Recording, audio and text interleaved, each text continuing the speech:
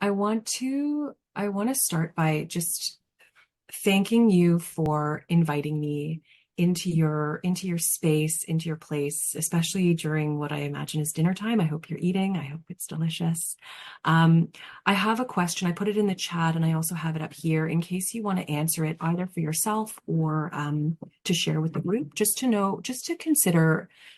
How will you know that this hour was a good use of your time? What will be different for you when we finish? What will you need to walk away with in order to know that this was time well invested? Because I know your time is very precious. And yet I'm doing this very long introduction. So why don't we just jump into it? But I want to make sure that I'm making a good use of your time. My name is Laura. I'm a researcher and an occupational therapist, and I am currently the project manager with our Employment Pathways team at Holland Bloorview. It's a team dedicated to preparing youth with disabilities for the workforce and also preparing the workforce for individuals with disabilities to be meaningfully engaged workers. My role is in research and evaluation, so there'll be a lot of evidence and some researchy talk. I try to rein it in and keep this really focused on outcomes and things that are meaningful, but I look forward to some rich discussion at the end, and hopefully I can answer some questions if you have them. So I'm going to jump into it. Feel free to pop things in the chat at any point. I'm not sure I will see them, but hopefully Indrado will be able to call out anything that's really pressing. The other just piece of administration I'm going to say is that I might ask Andrada to share some links as we go. If that's helpful for you, they'll be in the chat. I'll also send you a list of all the links if you like at the end, and that way you have them to go. But if you want to click on something, if something I say is of interest, I'm hoping to get some of the links available to you in the chat. Because technology. All right, so I'd like to start by acknowledging the land. So as we gather here today virtually from across Ontario, we acknowledge this sacred land. The beautiful painting on the screen is the work of an artist, Lawrence Paul Uwaluktun, and it depicts a utopian afterworld in which resource extraction has subsided and the earth has healed. Today, we welcome viewers from across Turtle Island, and I'm grateful to present from the territory of the Huron-Wendat First Nation, the Seneca as part of the Haudenosaunee Confederacy, the Mississaugas of the Credit River, the Mississauga of Scugog Island First Nation. We recognize Indigenous land title as set out in the Royal Proclamation of 1763, which envisioned self-determination and self-government. We understand the Truth and Reconciliation Report and calls to action that recommend all levels of government to implement Indigenous rights in the original spirit of the treaties. Indigenous peoples and allies for reconciliation view treaties as a sacred obligation that commits both parties to maintain a respectful relationship, sharing the lands and resources equitably. We give thanks for this land, Mother Earth, that we are on, and towards a path of truth and reconciliation in Canada based on partnership and respect for the many ways of learning, knowing, and being. May we build upon our awareness, respect, and curiosity today as we gather to advance our shared goal of acknowledging and honoring the many ways of knowing and many experiences of truth that can exist in one place.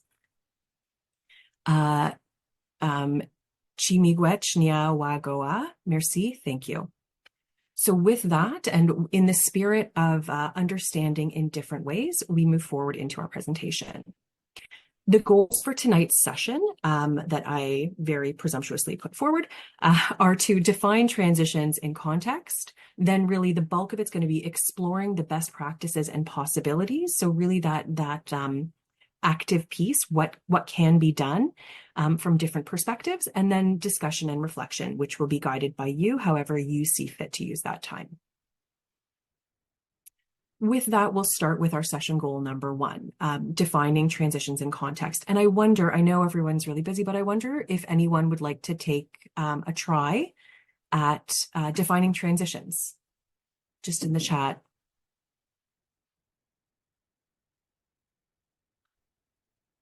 And I'll leave it for 1 minute.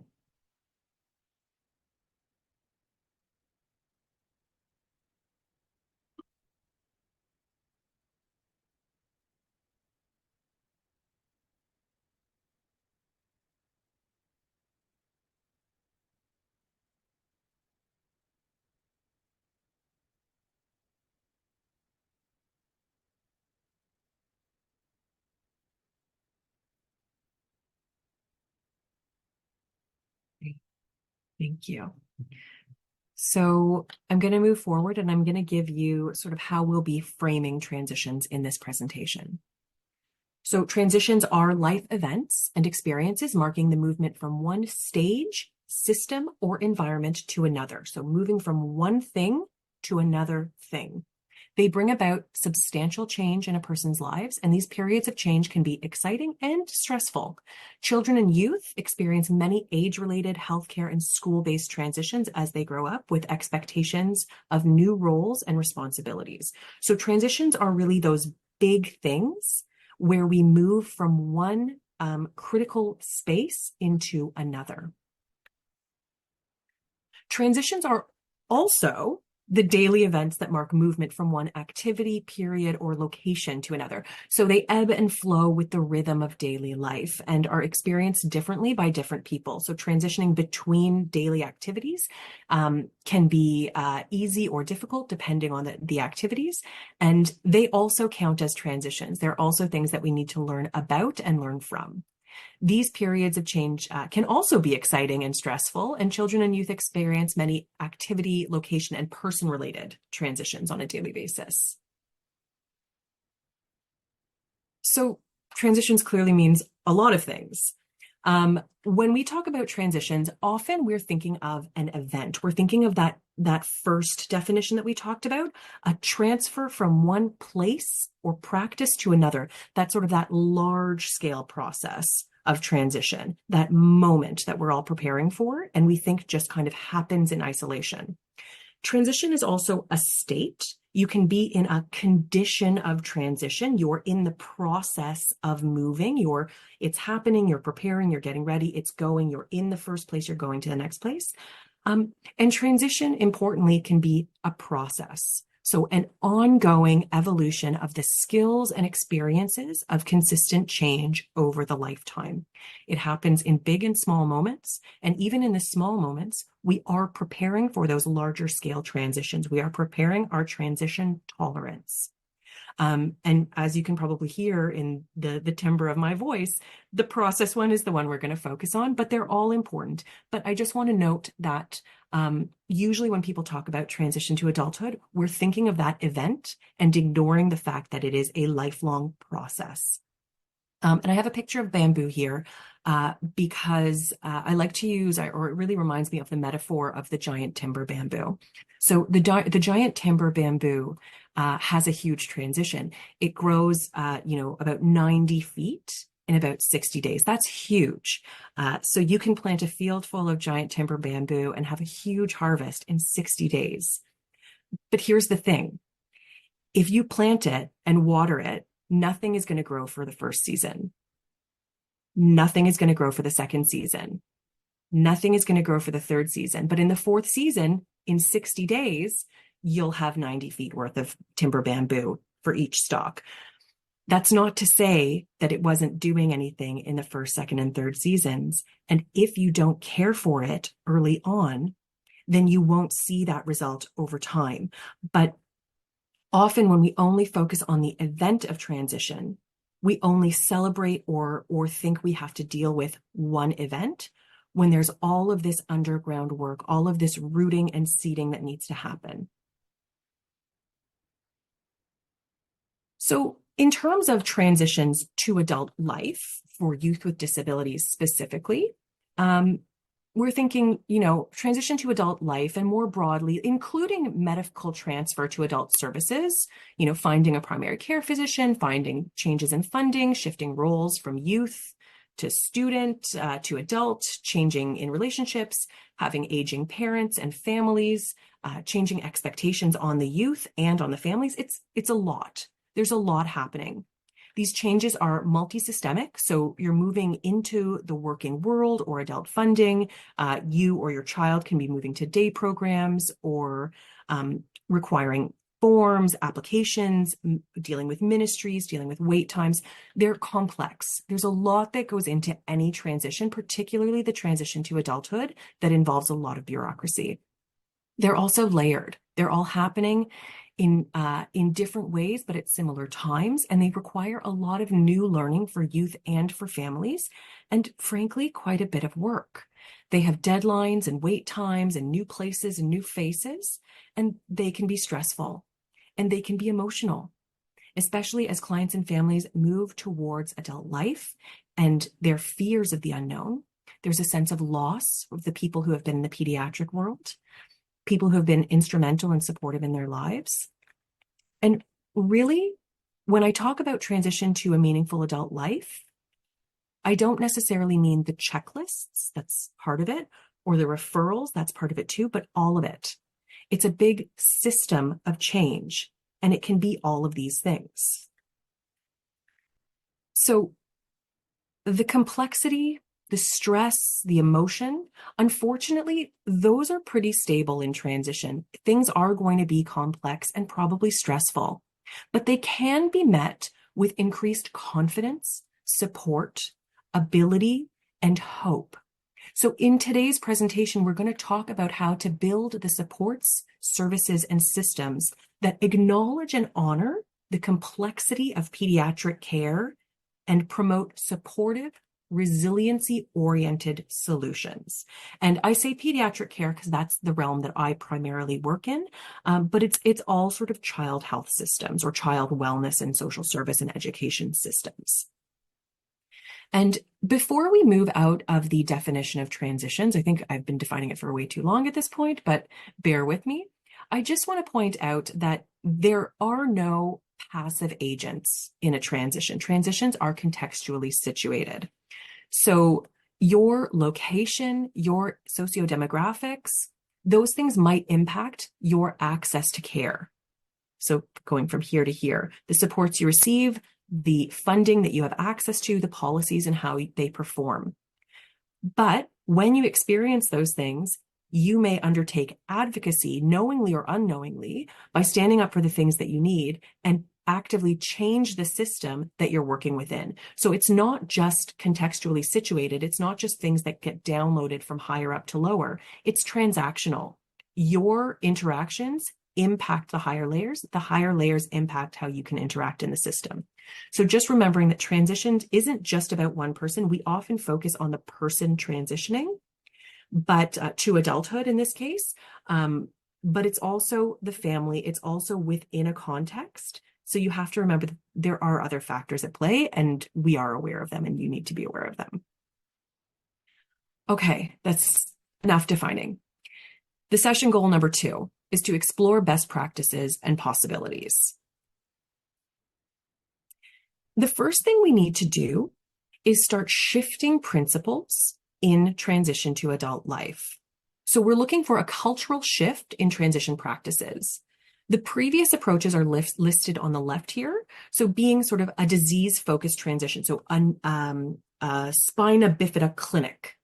And that's great, and that's important for some aspects of transition, medical transfer, some forms of accommodation and advocacy.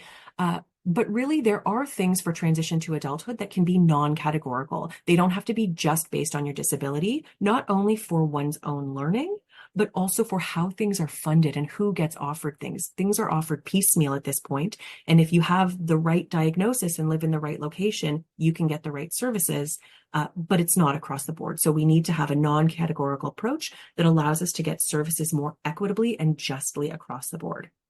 The second is moving from a checklist approach to a life course approach. Instead of saying, you're going to transition in 1 month, here are the 27 things you need to do. We need to say, you're going to transition in 4 years. Here's what it takes to transition in a comfortable and supported way. Again, individual skill building to community capacity building. It shouldn't all be on the individual. I hope this is welcome information, but it shouldn't all be on the individual to run their own transition when they're just trying to learn the system. It should be up to the people who are in charge of the system to help facilitate that change. Being problem focused to being solution and strengths focused. So not just focusing on what the problem with the individual is or what the problem they're facing with the system is, but what is working? What can we do to move things forward instead of just staying in problems? And instead of being provider dependent or who you talk to, so just who you happen to know and if they're into transitions to adulthood, we need standardized and personalized pathways. So ways that can allow people to access the transition services that they need in ways that are appropriate for them. So everyone gets access to what they need and can do it in a way that works for them. And in case there are any clinicians in the audience, I'd be remiss not to promote a resource that we created a few months ago. It's a practice guide on how we approach transition to adulthood. So it's free, it's available online, and it's available through Link One. So Andrada, if you could pop Link One in the chat, if that's helpful for people. Okay, so where are transitions found? We're talking about transition to adult life, but what am I talking about? So in addition to medical transfer, which is a lot of what we think, and education transfer, so transfer to post-secondary or employment or sort of day programs and life skill programs, if that's available to people. We're thinking about things like getting started early. So transitions are found in our first transition into daycare or healthcare. They're starting early in our own homes and in our own systems, and they start with a family. The family modeling an approach to transitions that is confident and supported because they're receiving services that are confident and supported from early on. And these can be transitions in that day-to-day, like we were talking about earlier, social transitions, and transitions into school, into care. We also have youth engagement. So particularly when we're talking about youth and young adults, anywhere from sort of, we like to say 14 to 30, but it can stretch on either end. We're looking at building leadership skills, building self-advocacy, building self-discovery, and building community engagement. There's employment participation. So it's a favorite of mine because it's where I work right now. But considering things like workplace life skills, volunteering, chores in the house. So really that autonomy to be a contributing citizen to a degree and in a way that is appropriate for the individual. So for your family member or yourself. And also paid employment, which is another goal and another landscape that's currently shifting. We also have, I'm going to skip to the last one. We have friendship and belonging. So really that's things like social skills, social opportunities, friendships, romantic relationships, and building communities, both in person or virtual.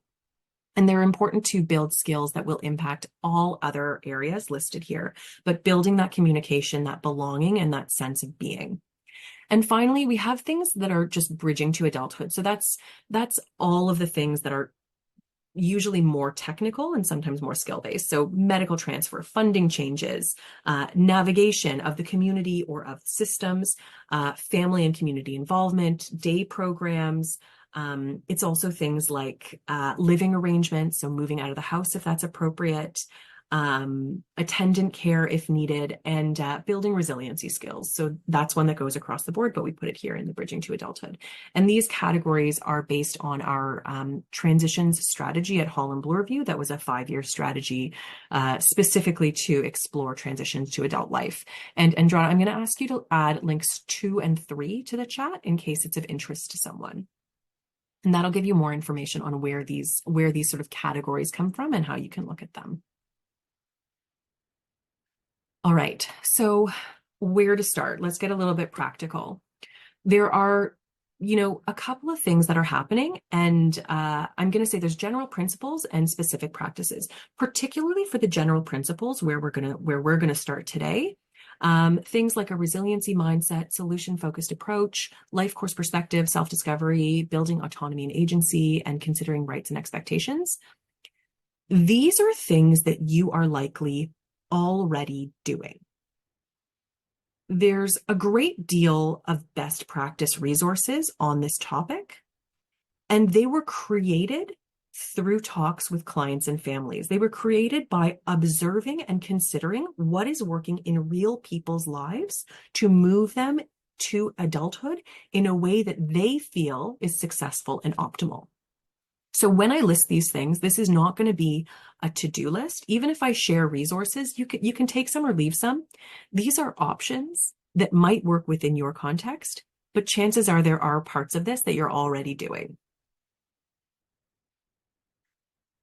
So the first general principle is having a resiliency mindset. And resiliency is basically, I know it's very buzzy right now, but it's basically positive adaptation in the face of adversity. When something tough happens, are you able to pick yourself up and move forward? You can be sad, you can be angry, you can be hurt, you can be set back, but can you move forward? It's a process with skills that can be built. And like a muscle, it experiences of resiliency grow each time they're used. And so at the bottom, I have, again, this idea of resilience is used in a number of ways. Usually or previously, it was really thought of as this trait. Someone's resilient, they're hardy, they've got grit. And that's a trait. That's something you're born with. It's very hard to gain that way of being resilient. It's hard to gain a trait.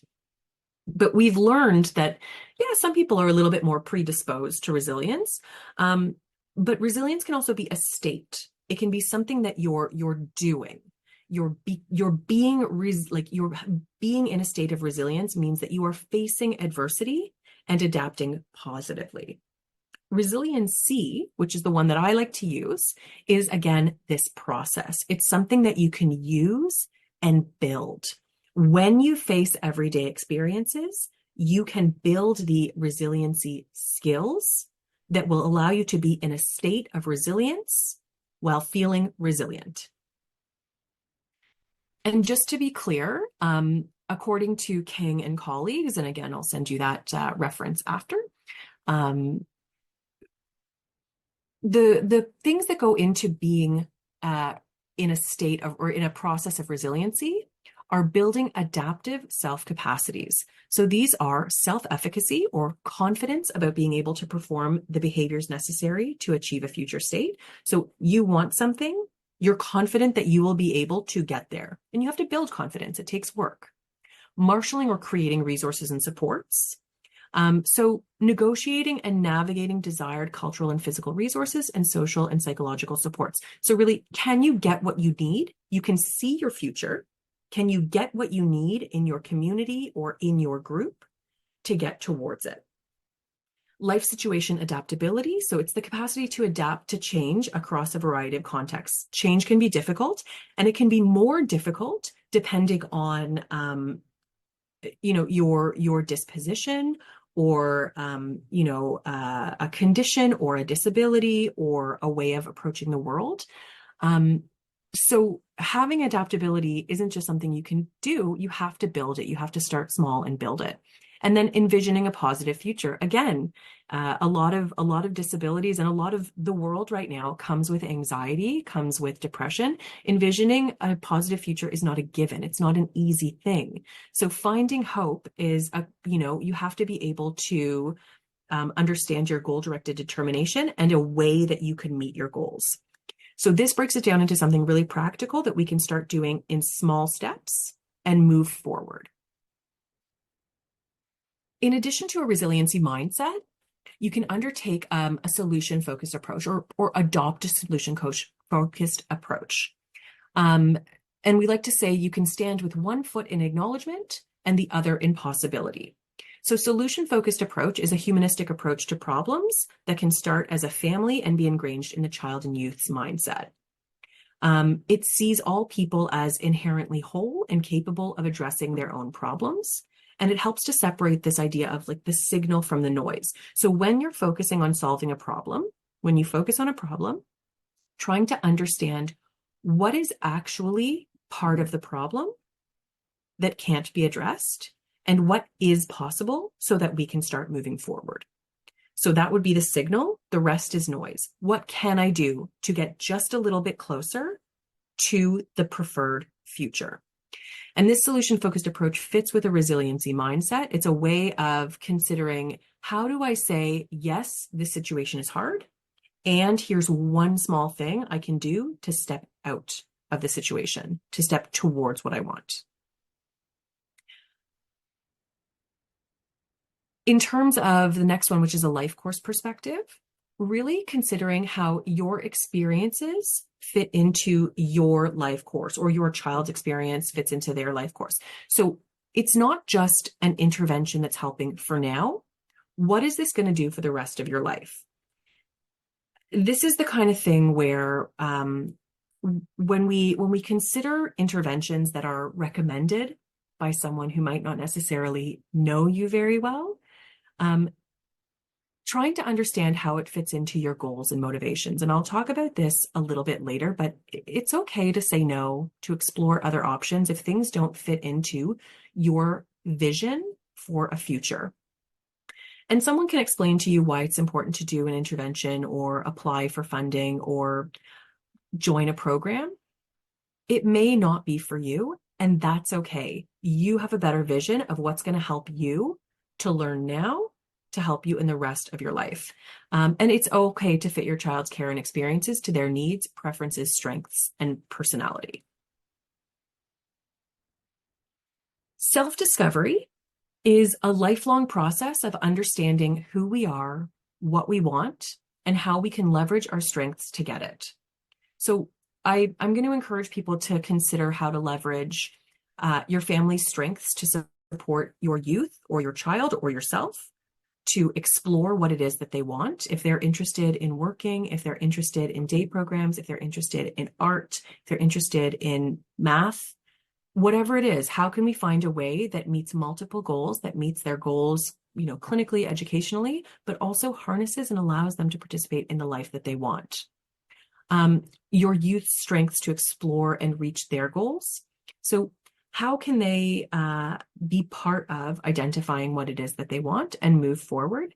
And your own strengths to support your youth, family, and community. So everyone on this call has particular strengths.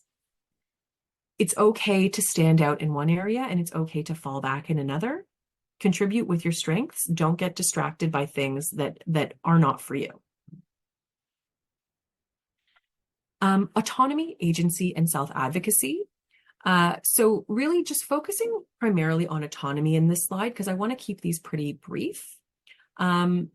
There are different forms of autonomy. So when we talk about someone being autonomous or being able to decide things for themselves or do for themselves, there are different things. There's decisional autonomy and executional autonomy, and there are other types as well. But just because someone can't physically or cognitively or for whatever reason complete an action on their own, it doesn't mean they can't be part of decision processes.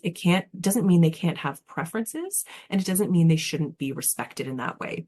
So really trying to reframe how we build in autonomy where possible when moving people towards their preferred futures.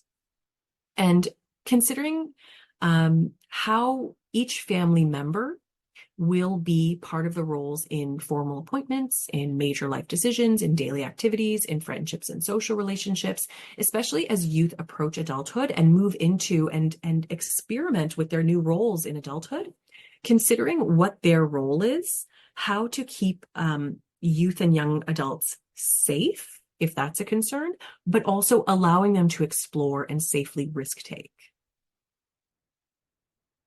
And I'm going to ask Andrada if you could share links 4 and 5.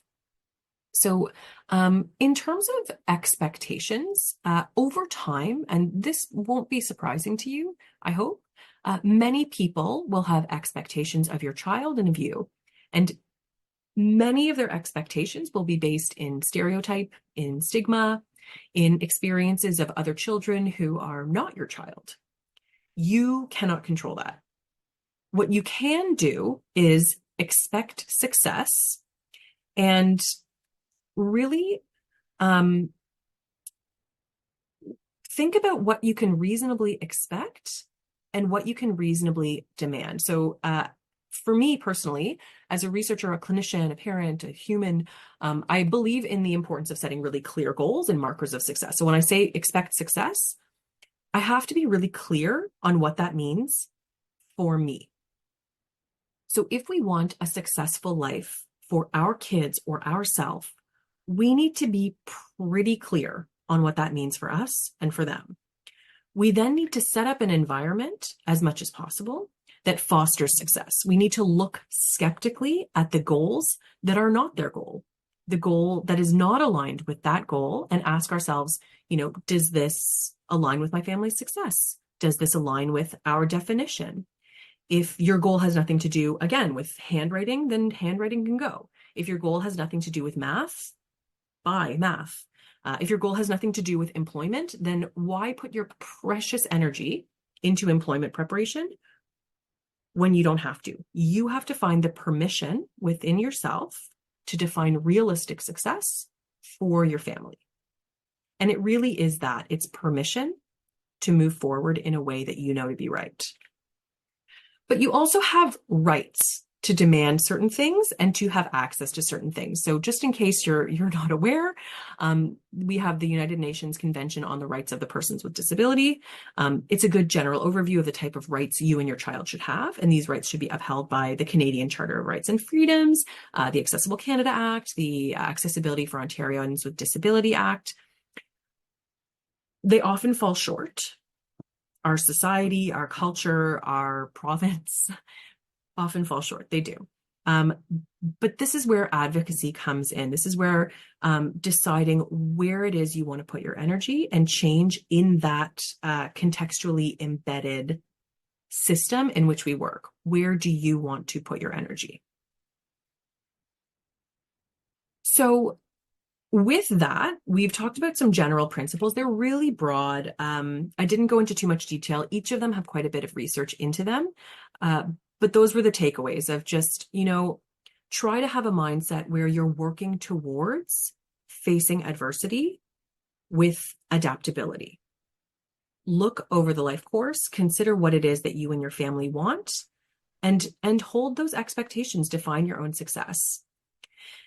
In terms of some specific practices, I'll talk a little bit about each of these: medical transfer, funding, employment, services and supports, and social and relationships. There's a lot that's not on that list. When I was preparing the talk, I asked what some of the people would be interested in hearing about, and the response I got was that people want a broad understanding with resources and explanations. So what I'm going to do is I'll go through the 5 topics that are listed under specific practices here, and then I can either share an example of a resource that might be helpful, or I can just pop it in the chat and you can look at it at your leisure, and we can have some Q&A. So in terms of specific practices and where to start, Andrea, I'll ask you to share links 6, 6A, 7, and 8. Medical transfer is sort of what we tend to think of as the transition event in healthcare. When we say transition to adult care, this is usually the moment we think of. What I would recommend is that with medical transfer, don't be shy. Don't wait until the moment of a transfer. And this is not just for medical transfer, but anything, to ask what you will need. You can ask your provider if there's anything that you didn't ask about that you might want to know. You can have your child or your youth ask their own questions.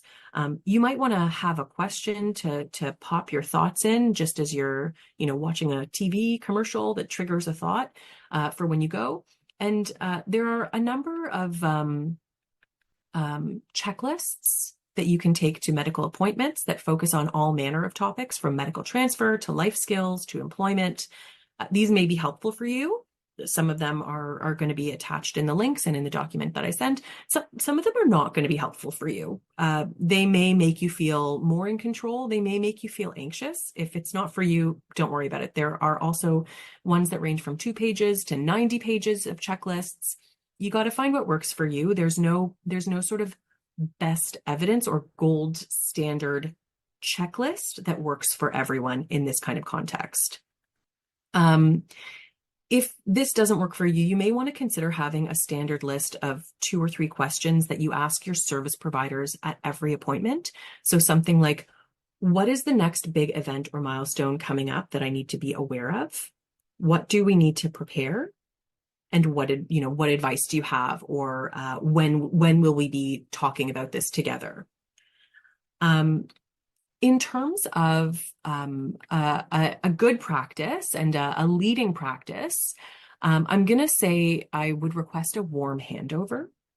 And what that is it's an opportunity for the old team and your new providers to meet with you and your family, whoever needs to be there, or your child, in the room, so that they can exchange information and understanding in a way where everyone gets the information, everyone gets their questions answered, and you and your child, or your young person, or just yourself, has a chance to meet the individual before you're sort of thrown into a new setting. It can be very jarring, so to have that familiarity can be really helpful. It's not always available, but you can always ask for a warm handover, or if it's a possibility, to set up a meeting, even, I mean, these days, even virtually, to meet with the new provider and the old provider at the same time, so that when one asks questions, whether it's yourself, your old provider, or your new provider, everyone can give feedback to the answer. And I'm going to ask you to pop links 9, 10, and 11 in the chat. Funding. So I know some of the people attending are past the adult funding window. Funding is, it requires a lot of pre-submission and planning. It's a tough one. It really is, and it's quite structured. So this is an example where having a practice of transitions, a process of transitions that is grounded in your ability to practice resiliency and solution-focused approach in as much as you're possible, and in as much as possible for you, is really helpful, because you can't change the structure. We're not changing the fund. I hope we will change the funding structures, but for right now, they're pretty stable. So really helping you to approach it from a place of confidence and support, even though the stress isn't necessarily going anywhere. For example, there can be set times, and there can also be delays in the start of your funding, but there are things like ODSP income supports, and they can provide for your basic needs, such as food, clothing, personal items, shelter allowance, or board and lodging. So shelter allowance if you're living outside of the home, which would cover rent, mortgage, heat, utilities, property taxes, home insurance, condo fees, or board and lodging if you're living with family members or others who are taking care of the major expenses, so it's a smaller amount. And then there's also, for Northern Ontario residents, there's an additional pot of money if you live above the 50th parallel and don't have year-round road access. That's through the Ontario Disability the Ontario Disability Support on ODSP support. I will pop it in the chat later if you're having a moment. And then we have the DSO, so Developmental Services Ontario. There are a number of funds that you can access. Applications start at age 16. And you might receive passport funding for engaging in community activities, respite funding, lots of other supports, and they're great to be connected with anyway. In terms of employment participation, I'm going to ask you to pop link 12 in the chat. So this aligns with sort of youth leadership, and can include post-secondary education. It can include support services. It can be funded through public funding, supports, training. So for example, places like March of Dimes Employment Services or Community Living actually have employment services that provide some training and on-the-job supports to help people get situated into jobs and then into their roles. So they'll stay and they'll job coach. For example, Holland Bloorview has a suite of employment participation programs, as well as webinars and workshops, some of which are archived on the website. And there are a lot of programs emerging for transition age youth, specifically youth in their final years of high school. So Project Search is one that I like to highlight. Project Search in the last 5 years in Ontario has grown to over 14 sites, and it's always a connection between a school board, an employment service agency, and a host business. So youth in their last year of high school will attend school at a business site. So for example, at Holland Bloorview and University Hospital Network.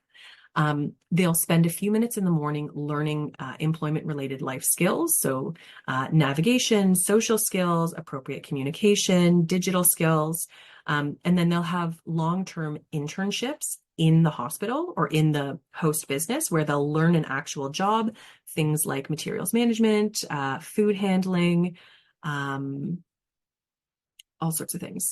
And the administration, filing, and they'll have 3 rotations. And by the end, they're more employable. They have actual employment experiences, they have reference letters, and they've been connected to paid employment. But paid employment isn't the only desired outcome from a sort of employment lens. It's also contributing to chores, it's citizenship, volunteering, unpaid work, so work that's paid in different ways, and really feeling part of the community. And we like to bring this one up because it is a determinant of health. Employment is emerging as an important determinant of health.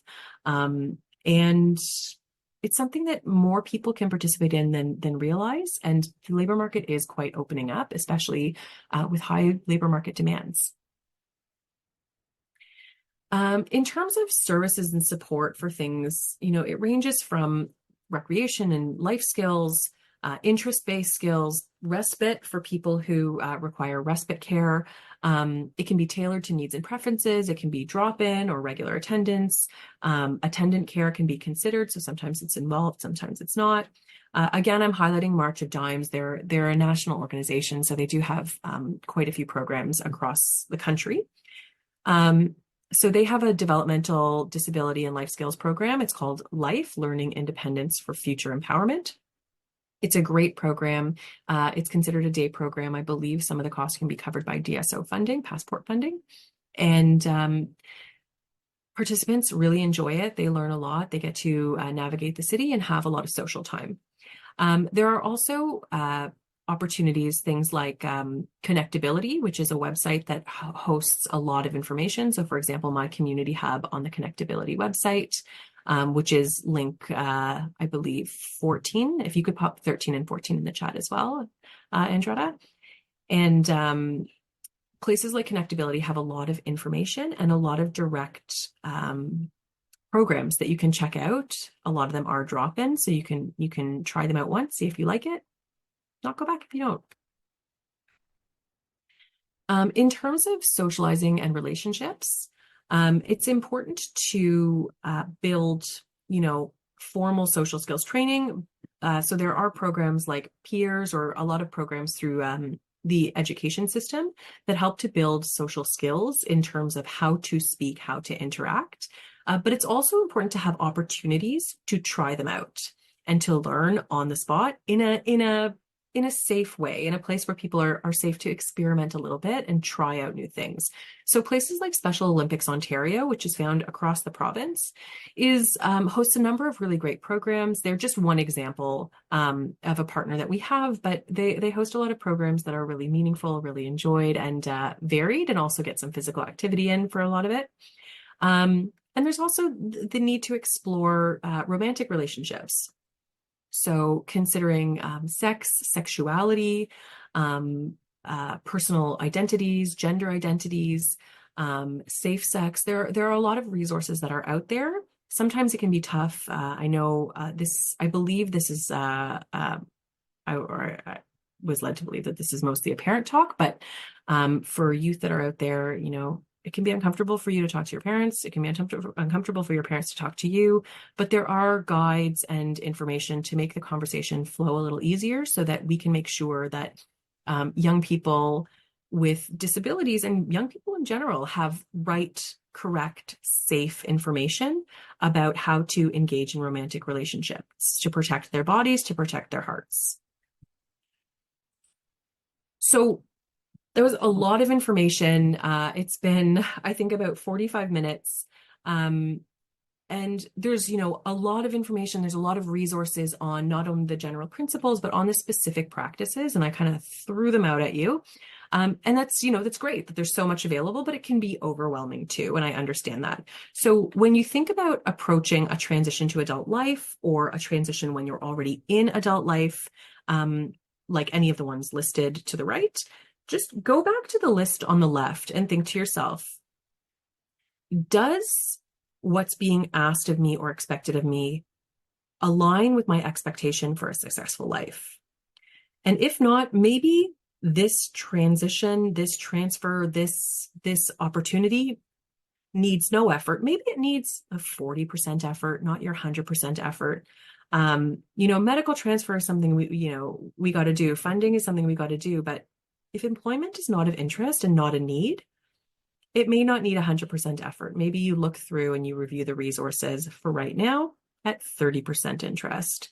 If you don't want social opportunities, you're satisfied with what you have. Again, it's not something that you have to do. There are certain transitions that are going to be more pressing and necessary than others, but a lot of them happen at the same time. And so it feels like they're all screaming for attention. Relatedly, I want you to consider, how does this fit into my family's life over time? So how does it fit with the self-discovery we've undertaken? How do we maybe need to do some more reflection or more self-discovery on this topic? And does this need to happen right now? What needs to happen now to make this to be a success over our life trajectory? And am I able at this time? Am I using my resiliency skills, my solution-focused perspective? And do I even have those available to me right now? Or do I need to work on those or ignore them? They're not for me. That's fine. And really, what are my rights? What advocacy is needed? So if something isn't coming across that is okay for you, knowing what your rights are, what you're entitled to, and where to go when you need to advocate for yourself or for your community is also of great importance. With that, I do have an example of the personalized transition plan that I can show you, I can share, I can walk through a little bit. But is that of interest, or would you prefer to move on to some discussion, some Q&A, and I can pull down the slides. And I see a couple of questions in the chat.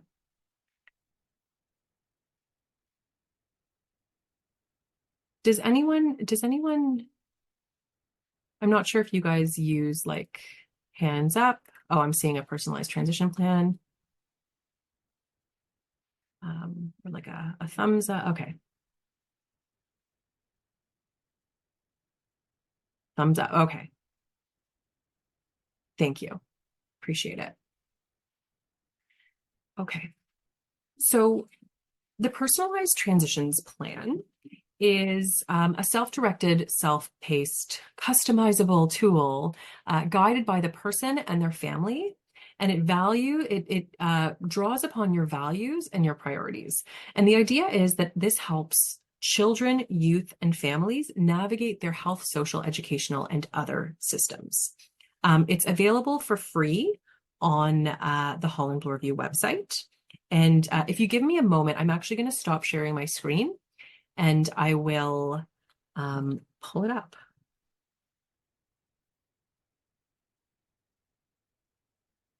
All right, so here's the personalized transition plan.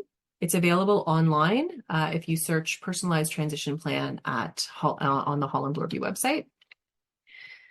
I really like the Holland Bloorview resources. I'm very biased. I work there. It's where this is my team. This is our philosophy. But there are many other personalized transition or transition related resources that can work for different people.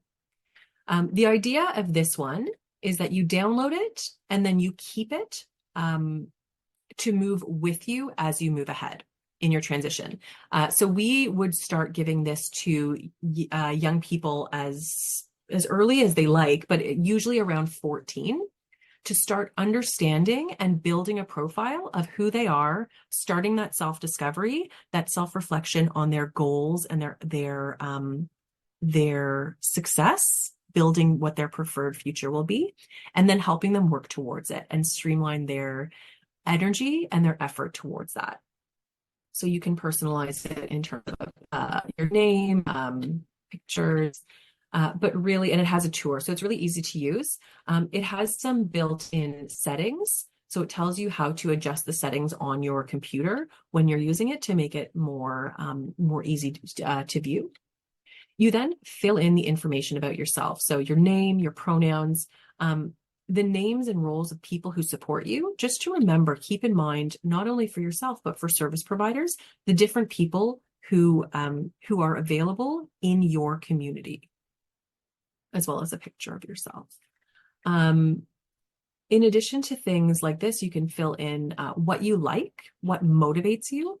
And that's not only helpful for the individual to feel honored and seen, but it's actually, you know, as a clinician, I would say, if I know that you're motivated by video games, I will gamify your session. If you're not going to interact with me, then I know that that might be one way to connect. So it actually does help in a therapeutic relationship, and it does help people to consider the different parts of their lives that they can bring forward in addition to being a patient or a client. They're not just this one thing. They're not just, you know, an electronic medical record number. They're a full person, and the interventions that are being engaged in, whether they're social, educational, clinical, they need to meet the needs of this individual. Again, preferred language, communication preferences, just these are things so that instead of having to constantly explain oneself, you can bring this forward. You can actually hand pages of it or email pages of it to a clinician before you meet with them, or to a service provider or a new teacher or something, so that they can get this picture of you, they can get it quickly, and clear the communication before you start moving forward. The important people in your life, and details about them and details about the relationship. So this goes on and it talks a little bit more about places, about things, values. So really what you value and bringing that forward. And that's important in setting goals moving forward, and strengths. So things that make you unique, things that are important about you and what you're good at. And then you can move into your future vision. You can, and it's similar, you move forward and it guides you through information on what that might look like. There's a link to some wisdom from others, so some videos from people who have been through a transition to adult life with a disability, to give an understanding of, you know, what you might expect and how they found success. Then we have a transitions toolbox, and you can check off interested items. So here we have everything from feelings about transition, organizational tools, medical transition and care. So about primary care, 3-sentence summary, who your healthcare providers are, a health passport, mental health and wellness. You can click on any one of these that you want. When you check it, it just shows you that that's something you're interested in, and then you can go ahead and go straight to the resource. And the resources are available down here. You can go back to your transition toolbox. Let's say I wanted to see adult primary care. So there's a tip sheet on finding a family doctor or nurse practitioner. There's a tip sheet for LGBTQ2S+ welcoming services. How to find an adult dentist. There are all sorts of tip sheets and resources throughout this guide that will help you get to the things that you need. And you can check them off if you want. When you're interested, you can check them off when you're done.